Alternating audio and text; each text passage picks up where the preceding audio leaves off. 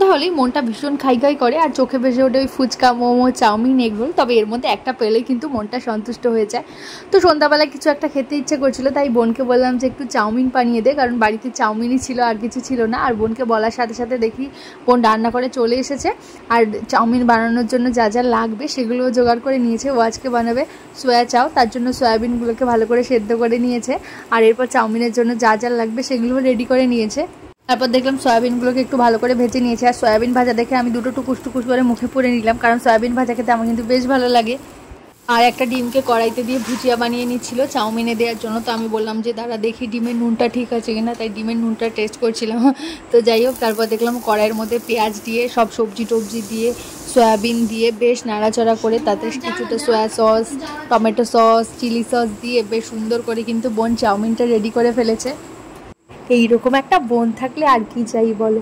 সন্ধ্যাবেলায় যখনই বললাম কিছু খেতে ইচ্ছা করছে, আর বলার সাথে সাথে সমস্তটা নিজেই জোগাড় করে দেখো কত সুন্দর করে প্লেটে আবার চাউমিনটা সাজিয়েও দিয়েছে। আর খেতে কিন্তু দারুণ টেস্টি হয়েছিল। আর এই যে আমরা চাউমিনটা নিয়ে কিন্তু সবাই বসে পড়েছি খাওয়ার জন্য। এই দেখো আমার ঐশিরানিও কিন্তু খাচ্ছে, আর আমাকে কিন্তু সবচেয়ে বড় প্লেটটা দিয়েছিল। আর সব থেকে বেশি চাউমিন কিন্তু আমাকে দিয়েছিল, কারণ আমি খেতে ভালোবাসি তার জন্য।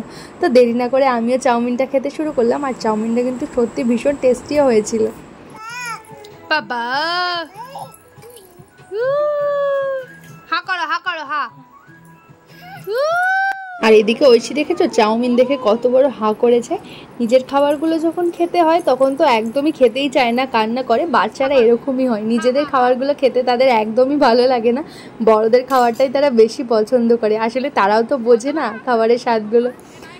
ভিডিওটা দেখে অনেকেই হয়তো আবার কমেন্ট করতে পারে যে বাচ্চাদের এইসব চাউমিন খাওয়ানো একদমই উচিত নয়।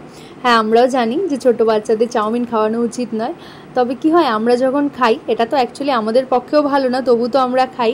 কিন্তু আমরা যখন খাই আর ছোটো বাচ্চারা যখন চোখের সামনে থাকে, আর তারা যখন এই খাবারটা খাওয়ার জন্য এতটা ব্যস্ত হয়ে যায়, তাদের মুখে একটু একটু না দিলে না নিজের খেতেই খারাপ লাগে। তার জন্য জাস্ট নামমাত্র একটু একটু দেওয়া। তো যাই হোক, আজকের ভিডিওটা এই পর্যন্তই। ভিডিওটা তোমাদের কেমন লাগলো অবশ্যই কমেন্ট করে জানিও।